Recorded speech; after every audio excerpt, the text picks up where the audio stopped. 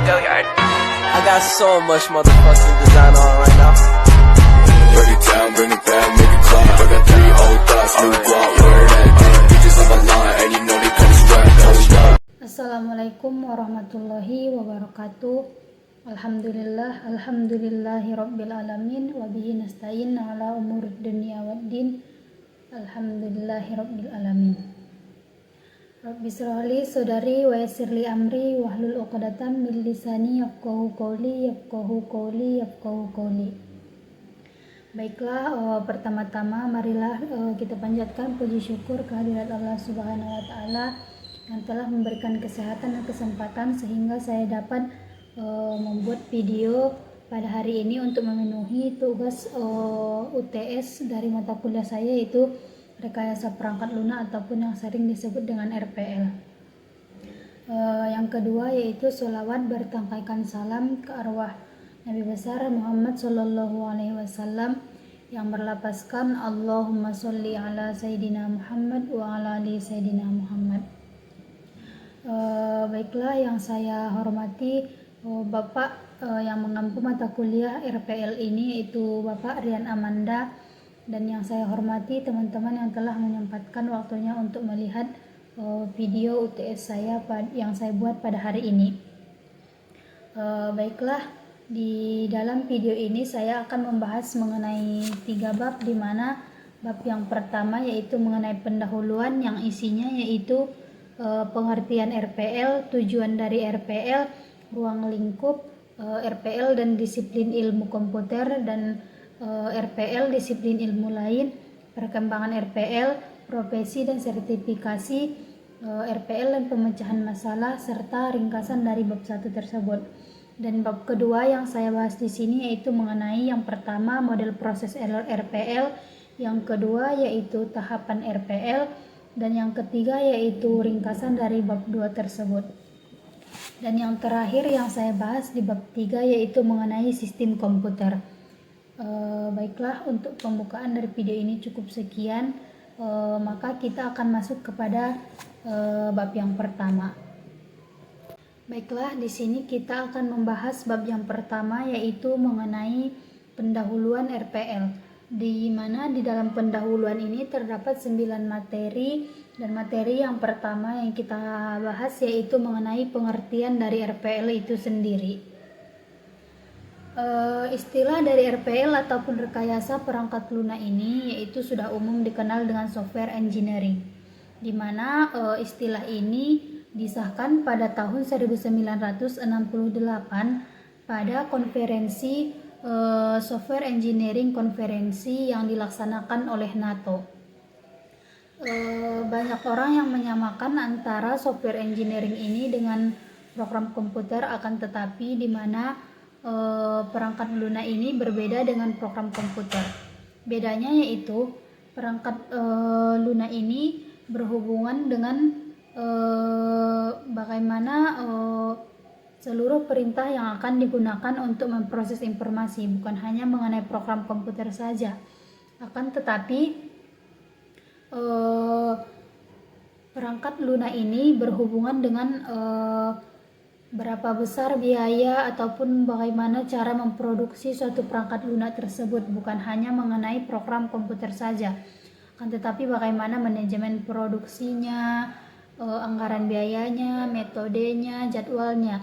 Itulah yang membedakan antara rekayasa perangkat lunak dengan program komputer. Sehingga dapat kita simpulkan bahwa pengertian dari rekayasa perangkat lunak itu yaitu suatu disiplin ilmu yang membahas semua aspek produksi perangkat lunak. Berarti semua aspek perangkat lunak itu akan dibahas di situ, bukan hanya mengenai program komputer, tetapi mulai dari tahap pertama yaitu analisa kebutuhan konsumen, desainnya, menentukan spesifikasi, pengkodean, pengujian sampai pemeliharaan dari rekayasa perangkat lunak tersebut. Nah, dan yang kedua yang kita bahas yaitu mengenai tujuan dari RPL, di mana pada tujuan RPL ini kita menempatkan tujuan tersebut mempengaruhi 3 hal, yaitu kinerja, biaya, dan waktu. Nah, untuk kinerja, maka kita akan menempatkan bahwa tujuan dibuatnya RPL ini yaitu untuk menghasilkan perangkat lunak yang memiliki kinerjanya yang tinggi, handal, dan tepat waktu, sehingga kita dapat menghemat waktu, biaya, dan juga tenaga. Nah, yang kedua yaitu mengenai biaya. Justru setiap orang ketika ingin menghasilkan suatu produk, maka ia akan menempatkan produknya untuk menghasilkan biaya produksi ataupun modal dengan yang rendah, tidak dengan yang tinggi, sehingga tujuan yang kedua yaitu memperoleh biaya produksi rekayasa perangkat lunak yang rendah. Dan yang ketiga yaitu mengenai waktu, di mana tujuan dibuatnya RPL ini yaitu untuk menghasilkan produk rekayasa perangkat lunak yang memiliki bekerja pada berbagai jenis platform, di mana platform di sini yaitu wadah untuk suatu hal yang dapat dijalankan. Jadi rekayasa perangkat lunak yang dibuat itu dapat digunakan di berbagai jenis wadah yang bisa dijalankan pekerjaannya. Dan yang terakhir tujuannya yaitu untuk menghasilkan perangkat lunak yang biaya perawatannya rendah. Nah, maksudnya di sini yaitu setiap perangkat lunak atau apapun itu justru memiliki yang namanya biaya pemeliharaan ataupun maintenance. Karena seperti aplikasi-aplikasi yang kita gunakan seperti game pasti membutuhkan biaya maintenance atau perawatan seperti harus diupdate ulang. Selanjutnya yaitu mengenai ruang lingkup dari rekayasa perangkat lunak, di mana yang dimaksudkan ruang lingkup itu yaitu apa saja yang berkaitan dengan rekayasa perangkat lunak pada saat proses pembuatan dari rekayasa perangkat lunak, di mana ada 10 hal yang berkaitan dengan rekayasa perangkat lunak. Yang pertama yaitu software requirements, di mana software requirements ini yaitu berhubungan dengan spesifikasi kebutuhan dan persyaratan perangkat lunak. Berarti di sini berkaitan dengan apa saja yang dibutuhkan dengan perangkat lunak tersebut dan apa saja perangkat lain yang dibutuhkan dalam pembuatannya. Yang kedua yaitu software design. Sesuai dengan namanya yaitu desain, berarti berhubungan dengan desain, bagaimana bentuk desainnya, apa yang mendesainnya, dan siapa yang akan mendesainnya, dan bagaimana desain tampilan dari perangkat lunak tersebut. Yang ketiga yaitu software construction. Berarti ini berhubungan dengan konstruksi, bagaimana konstruksinya, apa saja unsur yang digunakan, kode apa saja yang digunakan, bagaimana bentuk algoritma dari software perangkat lunak tersebut. Dan yang keempat yaitu software testing. Berarti sesuai dengan namanya testing, yaitu berarti mengenai tes ataupun pengujiannya. Bagaimana pengujian dengan alat tersebut sehingga kita dapat mengetahui apa yang kurang dari perangkat lunak tersebut ketika kita sudah melakukan software testing. Dan setelah software testing yaitu software maintenance, di mana maintenance yaitu pemeliharaan dari perangkat lunak tersebut. Bagaimana atau apa upaya yang dilakukan untuk memelihara perangkat lunak tersebut agar tetap banyak dipakai oleh para pengguna ataupun user. Selanjutnya yaitu software configuration, di mana ini berarti berhubungan dengan bagaimana kita mencocokkan kebutuhan tertentu dengan rekayasa perangkat lunak tersebut. Setelahnya yaitu software engineering, di mana berkaitan dengan bagaimana cara pengelolaan dari perangkat lunak, pengukuran dari rekayasa perangkat lunak, dan bagaimana rencana proyek dari perangkat lunak tersebut akan dibuat. Selanjutnya yaitu software dari engineering tools dan methods, yaitu berarti ini berhubungan dengan alat ataupun metode yang akan digunakan dalam rekayasa perangkat lunak. Yang selanjutnya yaitu software engineering process, di mana software engineering process ini berarti berhubungan dengan proses ataupun implementasi, pengelolaan, dan penggunaan dari rekayasa perangkat lunak tersebut. Dan yang terakhir yaitu software quality, mengenai bagaimana kualitas dari rekayasa perangkat lunak yang akan kita buat. Kita masuk kepada materi yang keempat, yaitu RPL dan disiplin ilmu komputer.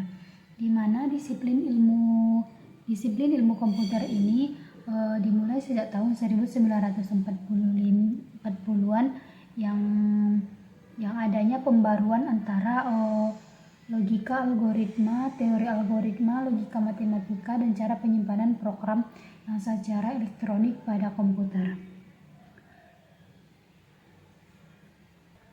Dan ada beberapa pendapat daripada ahli yang mengemukakan bahwa rekayasa perangkat lunak ini ada yang termasuk ke dalam subbidang lainnya seperti ilmu komputer. Ada juga yang memberikan pendapat bahwa RPL ini termasuk ke dalam perangkat lunak. Nah, dari beberapa pendapat tersebut walaupun berpisah,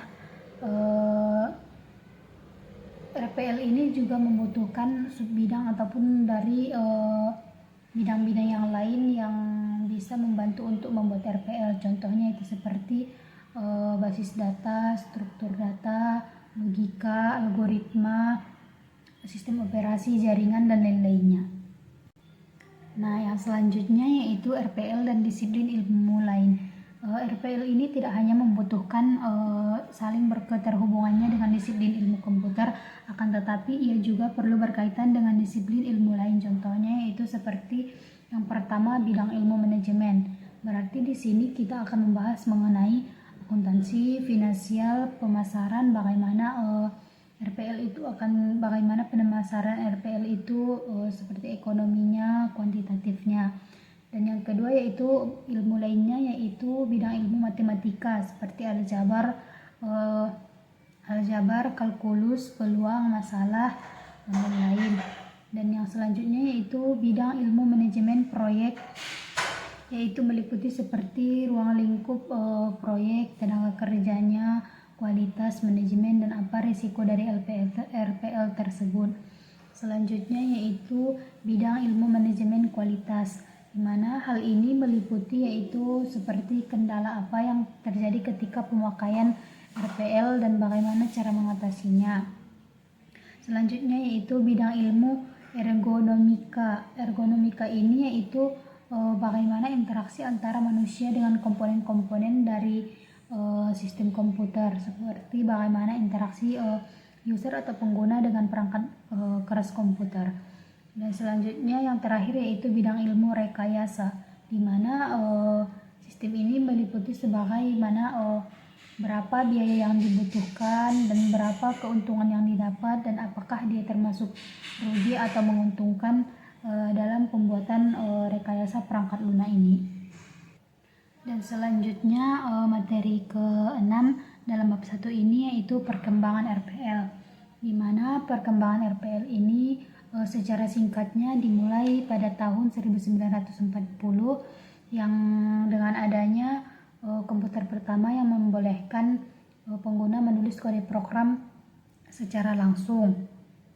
Dan kedua yaitu pada tahun 1950-an, yaitu ditandai dengan generasi awal, di mana di sini interpreter dan bahasa makro generasi pertama komputer.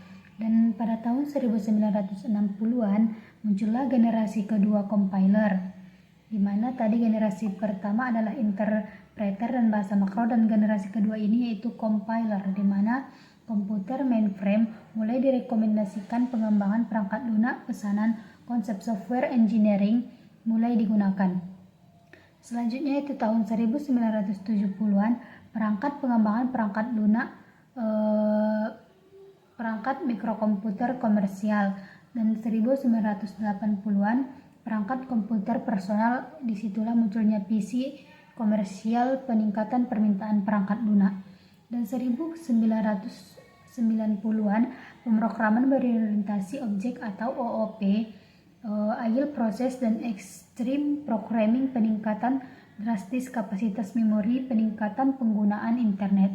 Dan yang terakhir yaitu sekitar tahun 2000-an melalui platform interpreter modern yaitu seperti Java, Net, PHP, dan lain-lain. Selanjutnya yaitu ada profesi dan sertifikasi, di mana profesi dalam hal bidang RPL atau rekayasa perangkat lunak ataupun yang biasa sering disebut dengan software engineering, biasa mungkin masih belum familiar di kalangan masyarakat umum ini, karena yang lebih sering dikenal seperti dengan istilah programmer, ahli teknologi informasi dan lain-lain. Di negara-negara maju seperti di Eropa akan diberikan sertifikasi kepada orang yang telah menguasai perangkat lunak yang telah ia ciptakan. Untuk saat ini di Indonesia sendiri belum juga tersedia yang namanya sertifikasi untuk rekayasa perangkat lunak atau RPL ini, akan tetapi sudah disusun standar kompetensi kerja nasional Indonesia untuk bidang programmer komputer. Meskipun belum memenuhi cakupan bidang RPL, namun paling tidak adanya pendekatan sertifikasi di bidang RPL. Dan selanjutnya materi yang ke-8 yaitu RPL dan pemecahan masalah, yang namanya dalam setiap hal, baik itu dalam setiap maupun perangkat keras maupun RPL ini tentunya memiliki masalah, dan bagaimana gejala masalah tersebut dan bagaimana hal yang mungkin akan dilakukan untuk memecahkan masalah tersebut. Nah, ada beberapa masalah yang terdapat dari dalam RPL ini, yaitu yang pertama yaitu adanya kondisi yang terjadi dan kondisi yang diharapkan. Berarti di sini mungkin adanya mungkin ketika kita mengharapkan kondisi tersebut, tetapi kenyataannya kondisi tersebut tidak terjadi seperti apa yang diharapkan. Contohnya saja, ketika kita mengikuti ulangan, contohnya ulangan mata kuliah rekayasa perangkat lunak, di mana kita sudah mempersiapkan dan sudah mengharapkan bahwa nilai yang kita dapat itu adalah, misalkan nilainya adalah B, sedangkan pada saat kenyataannya nilai kita tersebut malah bisa jadi ke C ataupun naik menjadi A. Itulah yang dinamakan dengan masalah. Dan untuk gejala ini bisa saja kita katakan sebagai tanda-tanda yang terjadi sebelum masalah tersebut terjadi. Misalkan ketika seseorang masalahnya adalah seseorang itu sakit, yang sakitnya itu pilek, di mana gejalanya bisa saja dengan badannya panas, tenggorokannya gatal dan juga lain-lain. Itulah yang dinamakan dengan gejala. Nah, di sini kita kan bingung apa hubungan antara masalah, gejala dengan yang dinamakan dengan rekayasa perangkat lunak atau RPL ini. Jadi seperti misalkan hasil dari RPL ini kan berbentuk seperti perangkat lunak yang dapat membantu dari masalah kehidupan manusia saat ini. Jadi apabila kita mengetahui apa sebetulnya masalah yang terjadi, maka kita akan dapat memikirkan bagaimana solusi dari masalah tersebut, sehingga kita dapat menghasilkan dari rekayasa perangkat lunak ini, yaitu berupa software ataupun perangkat lunak yang dapat memecahkan masalah dari masyarakat ataupun user ataupun pengguna. Nah, kita masuk kepada tipe-tipe ataupun jenis-jenis dari masalah, di mana ada beberapa jenis masalah dalam RPL, di mana yang pertama yaitu masalah pemenuhan standar. Berarti di sini berkaitan dengan masalah yang terjadi untuk mencapai suatu standar yang diinginkan oleh seseorang.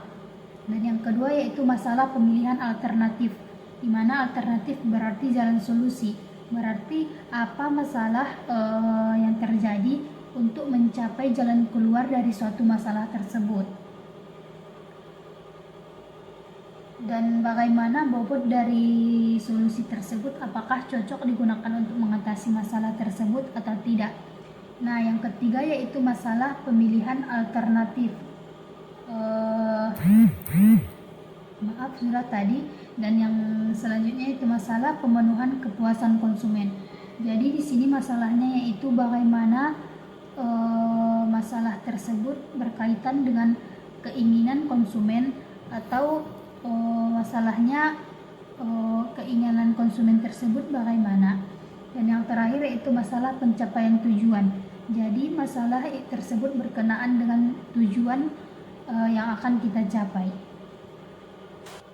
Nah, setelah kita mengetahui dari masalah, maka tentu jelas kita akan memikirkan bagaimana pemecahan masalah tersebut.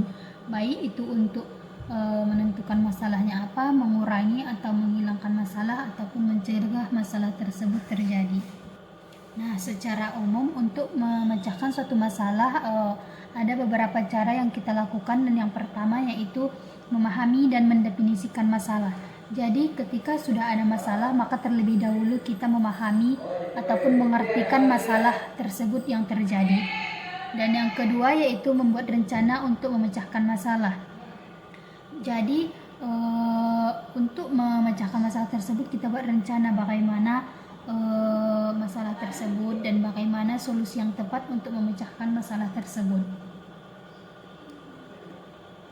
Dan selanjutnya itu merancang dan menerapkan rencana untuk memperoleh cara menyelesaikannya. Jadi ini bisa saja dikatakan kita akan melakukan testing apakah rencana tersebut berjalan lancar atau tidak. Dan jika tidak, maka kita dapat merancang ulang kembali rencana apa yang akan kita gunakan untuk memecahkan masalah tersebut. Dan yang terakhir yaitu memeriksa dan menyampaikan hasil dari pemecahan masalah. Dan apabila rencana yang kita gunakan berhasil berjalan secara lancar, maka kita dapat menyampaikan hasil dari pemecahan masalah tersebut yang sudah kita tentukan. Nah, untuk bab 1 kita sudah selesai membahas materi bab 1, dan selanjutnya kita akan membahas bab 2 mengenai metode dari RPL yang memiliki 3 pokok bahasan, yaitu yang pertama model proses rekayasa perangkat lunak atau RPL, yang kedua yaitu tahapan dari rekayasa perangkat lunak atau RPL, dan yang terakhir yaitu mengenai ringkasannya. Dan untuk ringkasan itu hampir sama dengan yang kita bahas untuk nomor 1 dan nomor 2. Masuklah kita kepada pembahasan pertama, yaitu model proses RPL, di mana model dari proses RPL ini banyak, dan kita akan membahas yang pertama yaitu model the waterfall model. The waterfall model merupakan model yang menjadi model utama dari berbagai model, di mana di model ini juga merupakan salah satu model yang cukup dikenal di dunia rekayasa perangkat lunak atau RPL. Adapun tahapan-tahapan dalam the waterfall model ini secara ringkas yaitu tahap investigasi, analisis, desain, implementasi, dan perawatan. Nah, model yang kedua yaitu prototyping model, di mana berarti mendemonstrasikan bagaimana sebuah perangkat lunak atau komponen dari RPL tersebut akan bekerja dalam lingkungan sebelum tahapan kondisi aktual dilakukan. Ada banyak dari tipe prototype, yaitu reusable prototype, throwaway prototype, input atau output prototype, processing prototype, dan sistem prototype. Di mana dalam sistem prototype ini yaitu merupakan tahap-tahap dari prototype itu sendiri. Model yang selanjutnya yaitu Unified Process dan Unified Modeling Language, yaitu kerangka proses pengembangan yang bersifat use case driven yang berpusat pada arsitektur perangkat lunak, interaktif, dan tumbuh kembang. Unlived Process ataupun UP ini memiliki 4 tahapan dalam UP-nya, yaitu yang pertama yaitu Inception, di mana merupakan tahap pertama yaitu aktivitas penilaian terhadap suatu proyek perangkat lunak dilakukan. Yang kedua yaitu Elaboration, yaitu tujuan dari tahap ini yaitu untuk mendapatkan gambaran umum mengenai kebutuhan ataupun syarat dan fungsi-fungsi utama dari perangkat lunak. Yang ketiga yaitu construction, yaitu tujuan dari tahapan. Dan yang terakhir yaitu transition, dimana yaitu difokuskan kepada bagaimana menyampaikan perangkat lunak ini kepada yang sudah menjadi penggunanya. Dan untuk materi terakhir di bab 2 ini yaitu tahapan rekayasa perangkat lunak, dimana tahapannya yaitu yang pertama yaitu analisis. Analisis merupakan hal yang sangat penting, dimana di sini berarti kita akan mengidentifikasi mengenai komponen-komponen dari RPL sehingga dan mempelajari bagaimana komponen-komponen tersebut sehingga kita dapat memecahkan masalahnya. Bisa juga analisis ini bisa disebut dengan sebuah teknik pemecahan masalah.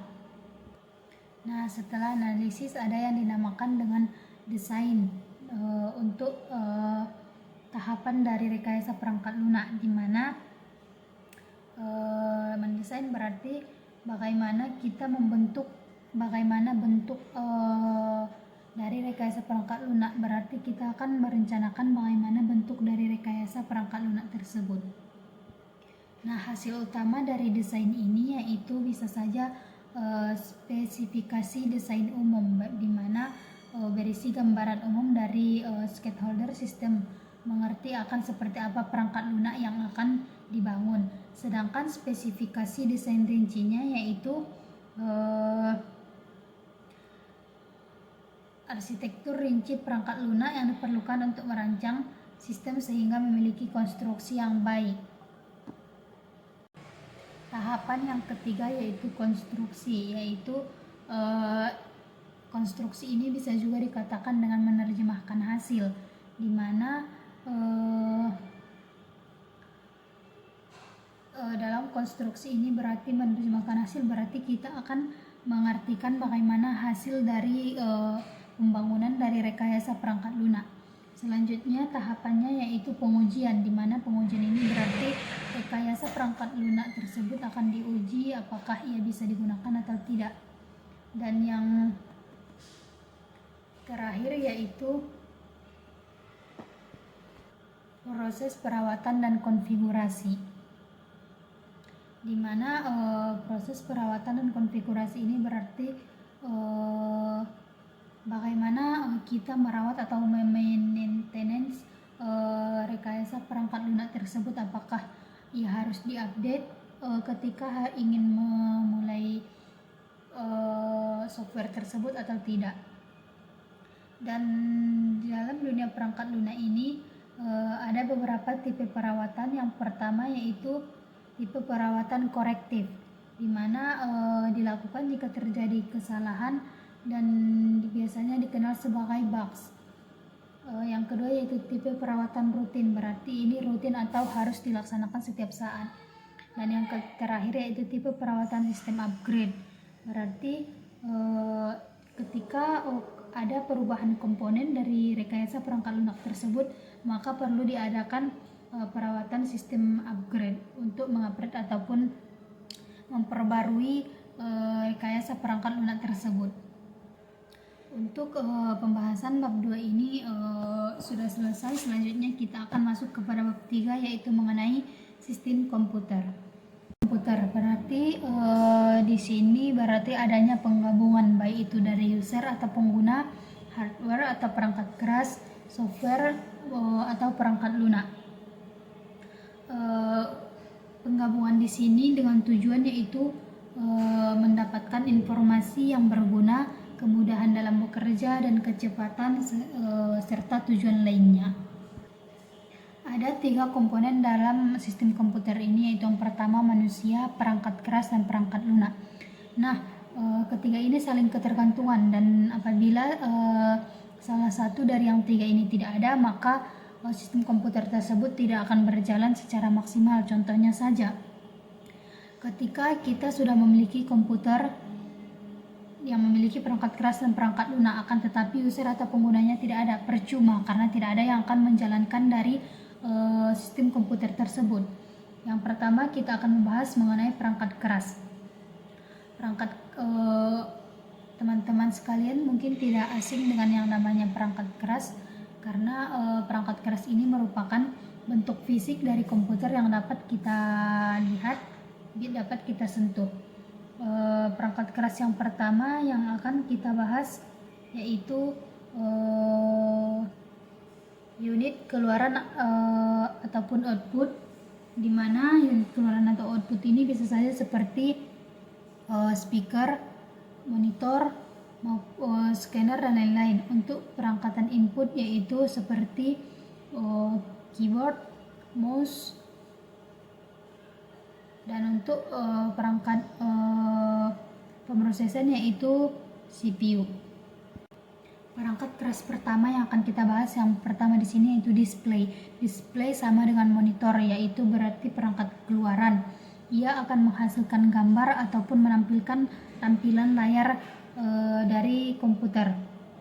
Yang kedua yaitu motherboard. Motherboard biasa juga dikenal dengan nama mainboard, di mana dalam motherboard ini terdapat komponen yaitu seperti memori utama, prosesor, adapter video maupun suara, sehingga terbentuk sistem komputer yang komplit dan dapat bekerja. Yang ketiga yaitu CPU atau Central Processing Unit. CPU ini biasa juga disebut orang dengan otak komputer, karena ia berfungsi untuk memproses data yang telah dimasukkan oleh peralatan input. Yang keempat yaitu main memory, yaitu main memory berarti yaitu sebagai penyimpanan, di mana ia akan menyimpan data yang sedang aktif digunakan.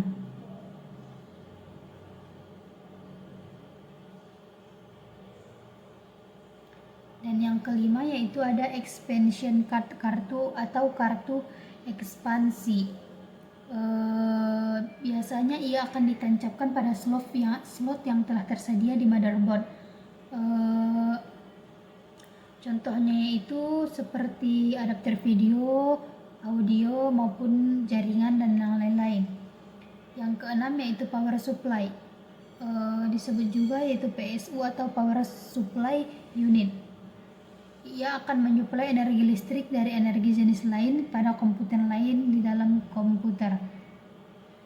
Yang ketujuh yaitu ada optical disk drive, di mana optical disk ini adalah media penyimpanan sekunder, berarti media penyimpanan kedua yang berbentuk seperti piringan hitam. Yang kedelapan yaitu secondary storage atau biasa kita sebut dengan hard disk. Ia akan membantu main memory dalam menyimpan data, program ataupun yang lain, dan penyimpanannya ini bisa saja tidak akan hilang kecuali kita sendiri yang menghapusnya. Yang kesembilan yaitu keyboard, di mana ia akan menyediakan tombol-tombol yang dapat kita ketikkan sehingga dapat berbentuk data yang dapat kita simpan. Yang ke-10 yaitu mouse, di mana mouse ini berarti tikus yang dapat menggerakkan kursor ke bawah, ke atas, ke samping maupun kiri atau kanan.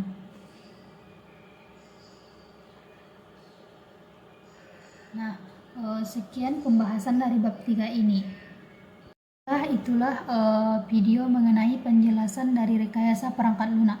Apabila ada kesalahan kata dari saya mohon maaf. Kepada Allah saya mohon ampun. Wabillahi taufiq wal hidayah. Wassalamualaikum warahmatullahi wabarakatuh.